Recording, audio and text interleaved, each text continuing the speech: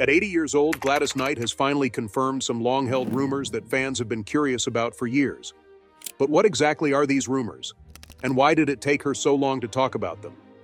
Many have wondered about her personal life and career choices, and now, after all this time, she's ready to spill the beans. What does she want us to know? And are we in for any big surprises? Let's take a deeper look at Gladys Knight's life and the truth behind the rumors she's finally decided to confirm. Before we dive into the juicy stuff, let's rewind and look at where it all began.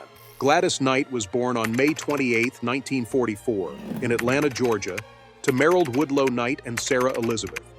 She grew up in a loving family with one sister, Brenda, and two brothers, Merrill Jr., who they called Bubba and David.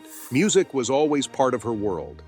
Her parents were active in the church choir, which sparked her own passion for singing from a very young age. By the time she was just 4 years old, Gladys was already performing at Mount Moriah Baptist Church.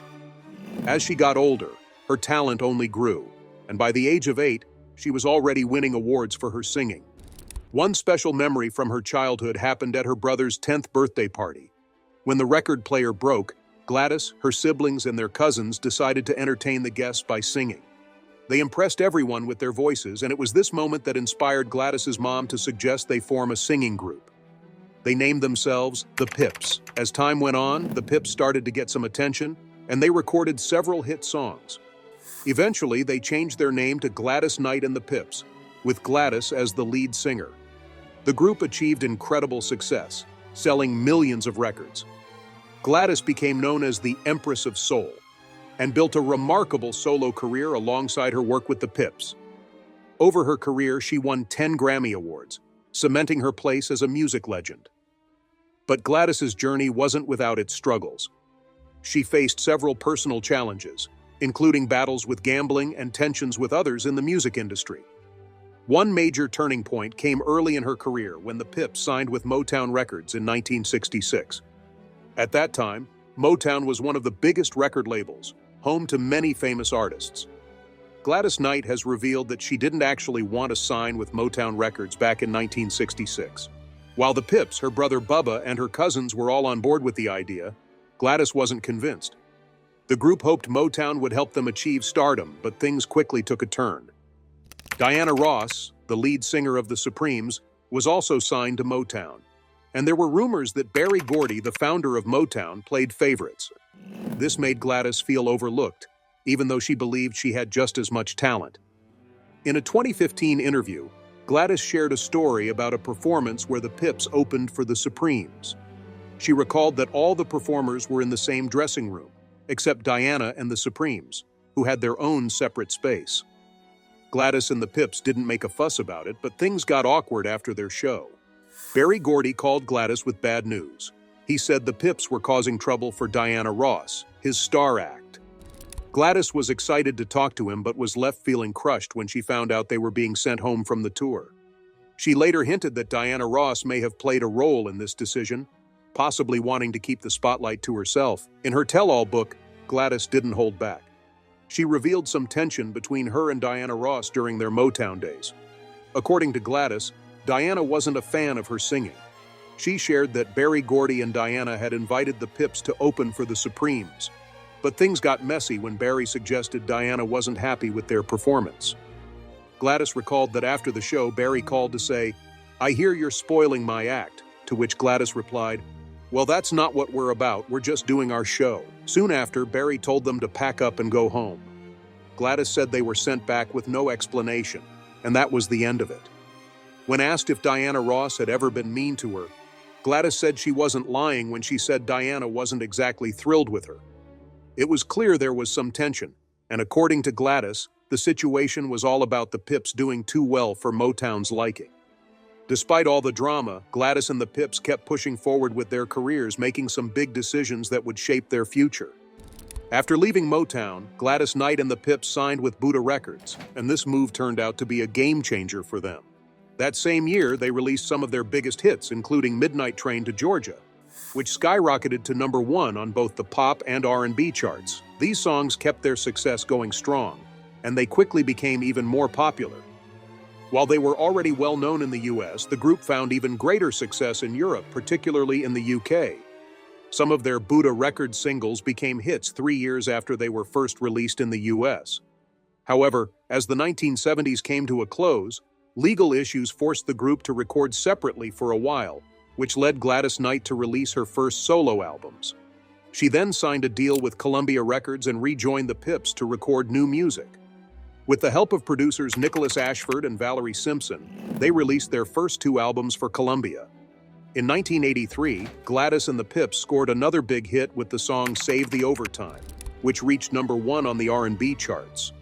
This was their first R&B #1 hit since the group had broken up for a time due to some tension within the band, particularly Gladys's belief that her brother was using their music to push his business interests. After a successful tour in 1988, the Pips retired, and Gladys Knight officially kicked off her solo career. Now, as for Gladys's feud with Diana Ross, it lasted for years and seemed like it would never end. But everything changed when they finally had the chance to talk. Gladys shared in an interview that they realized they were both young and struggling during their Motown days, and in the end, they were able to apologize and move on. In 2005, after 37 years of rivalry, Gladys confirmed that the feud with Diana was over. She explained that Diana had never really liked her voice, which wasn't a huge surprise given Diana's diva-like personality. It's not uncommon for big stars to clash, especially when they're competing for the spotlight. Diana, in particular, was known for wanting to be the best, which sometimes created tension with other artists. The story didn't end there, though. Gladys Knight's life has been marked by moments of incredible drama, both personal and professional. Alongside her own struggles, she also found herself at the heart of feuds between 2 other music legends, Aretha Franklin and Dionne Warwick. This too added another layer to the drama behind the scenes. The rift between Aretha Franklin and Dionne Warwick started in 2012 when Dionne made a seemingly innocent mistake. She claimed that she had attended Whitney Houston's funeral and that she was Whitney's godmother, a statement that Aretha Franklin didn't take kindly to. Aretha, known for her sharp tongue, didn't hesitate to call Dionne out. The situation quickly escalated when Aretha took some jabs at Dionne, and that's when Gladys Knight stepped in to defend her friend. Gladys, ever the diplomat, explained how different the 2 women were. While Dionne is outspoken and doesn't shy away from telling the truth, Aretha, according to Gladys, is more sensitive and prone to stirring up controversy. Gladys made it clear that Dionne wasn't at all bothered by the drama, but Aretha's reactions often caused more trouble than they were worth. This behind-the-scenes clash was just one more example of the complicated dynamics between music royalty. As for Gladys Knight herself, she has had her fair share of challenges, especially in her personal life, which has been filled with both joy and hardship.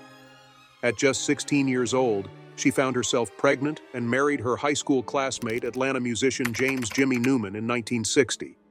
Their union wasn't without its struggles.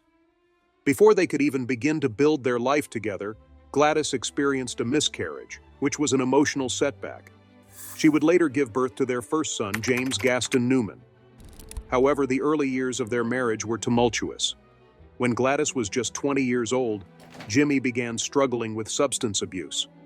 His issues with addiction worsened over time, and ultimately he chose to leave the family, leaving Gladys to face the challenges of raising their young son on her own. Despite these personal obstacles, Gladys showed immense resilience.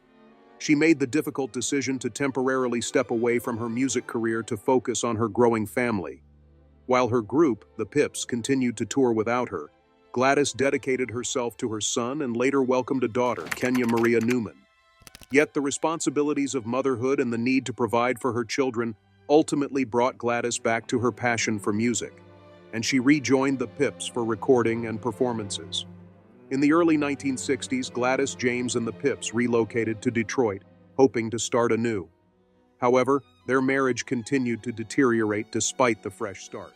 After enduring years of separation, Gladys made the painful decision to divorce James in 1973. Tragically, a few years after their divorce, James passed away. This loss, though deeply sorrowful, did not defeat Gladys.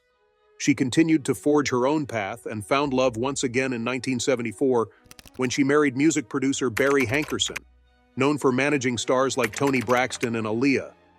Together, they had a son, Shanga Ali Hankerson, in 1976. However, their marriage was short-lived. After a messy custody battle, Gladys won full custody of their son, but the process took a psychological toll on Shanga, further complicating their family dynamic. The emotional roller coaster didn't end there.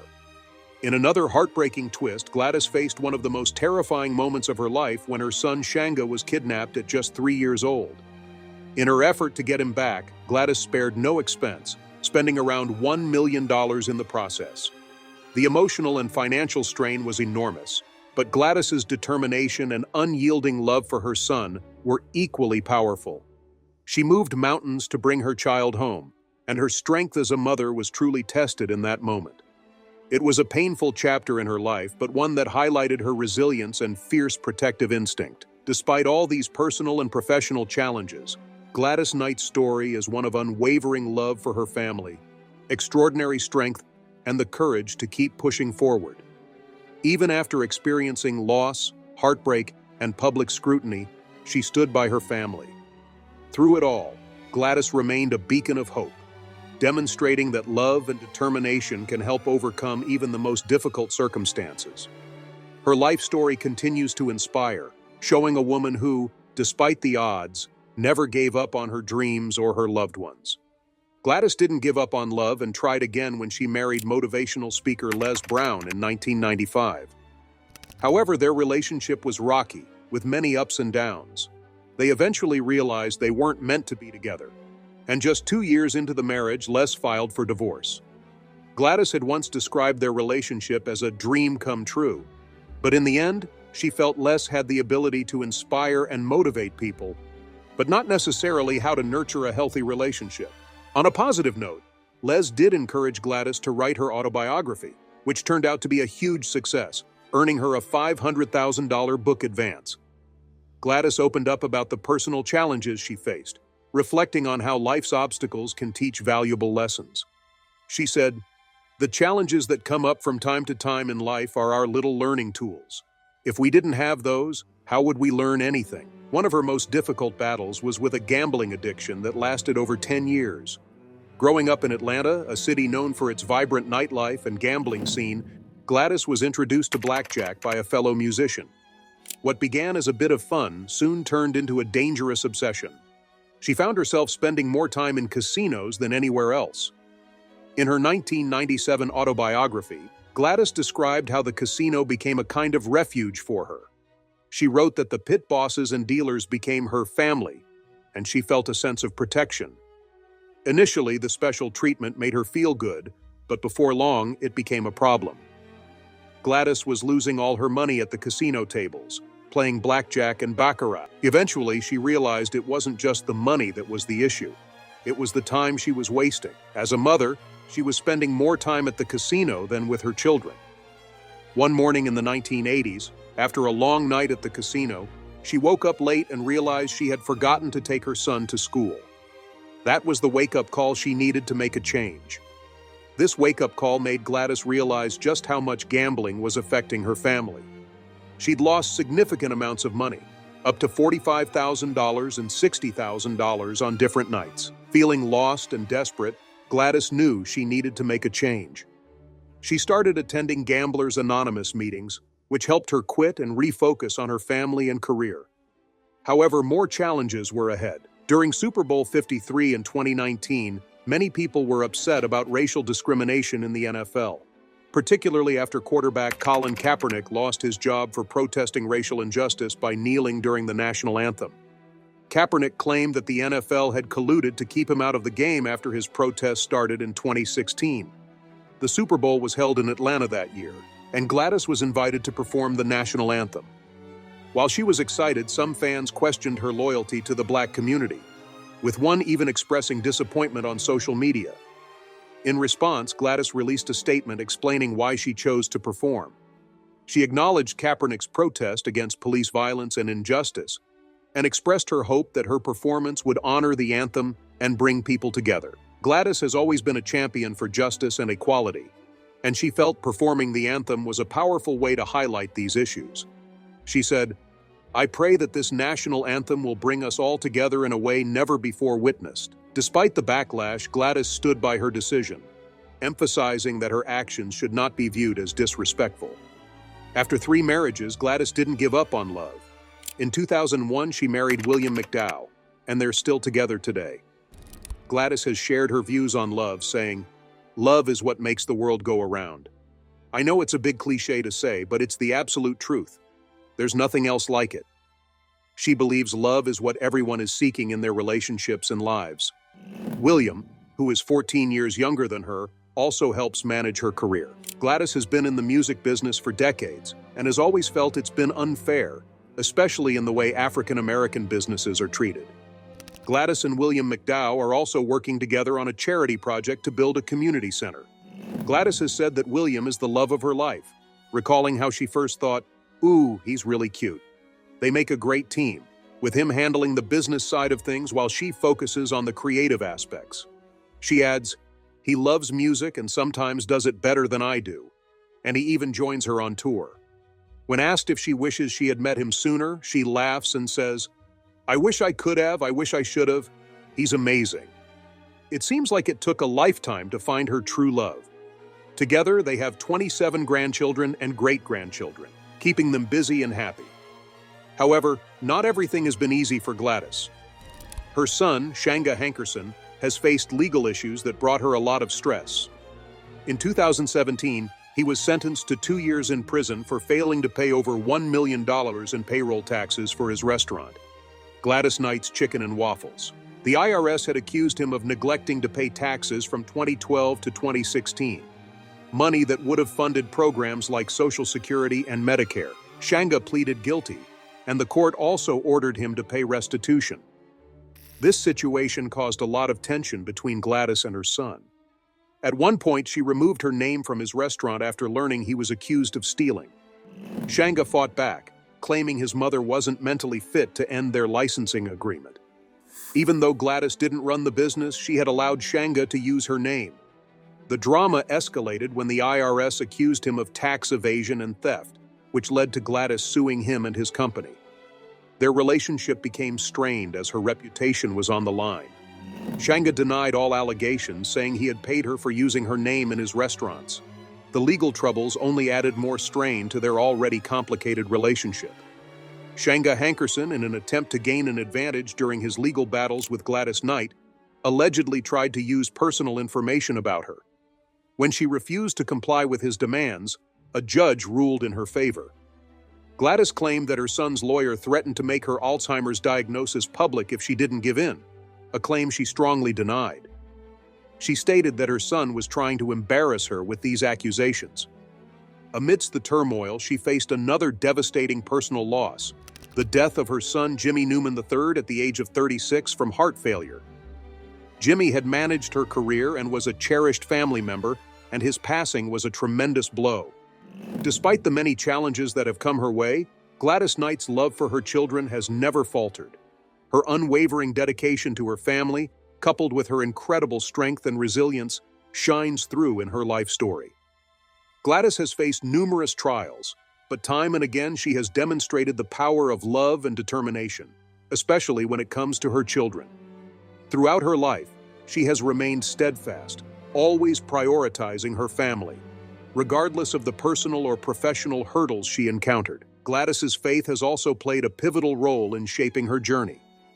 Raised in the Baptist tradition, her spiritual beliefs have provided her with a foundation of strength. However, her spiritual path took a new direction in 1997 when she converted to Catholicism. The transformation marked a significant moment in her life. Years later, her children, who had left Catholicism to join the Church of Jesus Christ of Latter-day Saints, LDS, inspired her to explore this new faith. She decided to follow their lead, becoming a member of the LDS Church. This decision reflected her deep connection to her family and their influence on her life. In a fun and unexpected twist, Gladys took her involvement with the LDS Church a step further when she playfully teased Gordon B. Hinckley, the president of the LDS Church at the time, about the music. She suggested they could infuse more excitement into the songs, perhaps adding a little more energy. To her surprise, Gordon Hinckley agreed with her idea, which led to the creation of the Saints Unified Gospel Choir, with Gladys Knight herself serving as the choir's director. She even took part in leading the choir during a special event in Salt Lake City, Utah. showcasing her ability to combine her deep love for music with her newfound faith in a powerful way. Her involvement with the choir added another remarkable chapter to her already legendary career, illustrating her ongoing commitment to both her music and her spiritual journey. In addition to her musical career, Gladys Knight is widely admired for her charitable efforts. She has dedicated much of her life to giving back to the community, and her philanthropic work speaks volumes about her character. In 2017, she played a key role in raising $400,000 for the Children's Learning Centers of Fairfield County, demonstrating her dedication to supporting causes that help children and families in need. This charitable event was just one of many that reflected her ongoing commitment to making a positive difference in the world. Gladys has long been an advocate for social causes, and her philanthropy is as impressive as her musical accomplishments. Her musical journey, of course, has been just as impactful. In 2009, Gladys Knight began her farewell tour in the UK. This tour, filled with big productions, special animations, and an elaborate program book for her fans, was meant to be a grand finale to her decades-long career. Yet despite the heartfelt promise of a farewell, Gladys's love for performing has not diminished. She returned in 2024 for yet another farewell tour, this time in Australia and New Zealand. Her decision to embark on another tour proves that her passion for music and connecting with her fans remains as strong as ever. Gladys Knight continues to captivate audiences, showing that her spirit for performance is timeless. Throughout her career, Gladys Knight's achievements have cemented her status as a living legend. In 2022, she received one of the highest honors in America, the Kennedy Center Honors. The honor, presented by President Joe Biden, recognized her outstanding contributions to music and culture. That same year, she performed at a special dinner for the U.S.-Africa Leaders Summit at the White House, demonstrating her influence in both the music and political spheres. Gladys's talent and charisma have not only earned her accolades, but also ensured her place in the pantheon of music icons. Gladys's presence in pop culture extends beyond the stage. She has made memorable appearances on some of the most beloved TV shows, including The Jeffersons, A Different World, and Living Single. These roles allowed her to showcase her talents in a different light, reaching new audiences and further solidifying her status as a cultural touchstone. In 2012, she also competed on Dancing with the Stars, though she was eliminated during Motown Week. Nevertheless, her time on the show showcased her continued willingness to push herself, proving that she is always willing to embrace new challenges. Even with all of her farewells over the years, Gladys Knight's legendary status endures. Her ability to continually inspire, entertain, and touch the hearts of audiences around the world speaks to the lasting impact of her artistry. Gladys's influence on music, culture, and society is undeniable, and her passion for performing shows no signs of fading. As she continues to create and inspire, Gladys Knight's legacy remains one of the most enduring in the history of American music.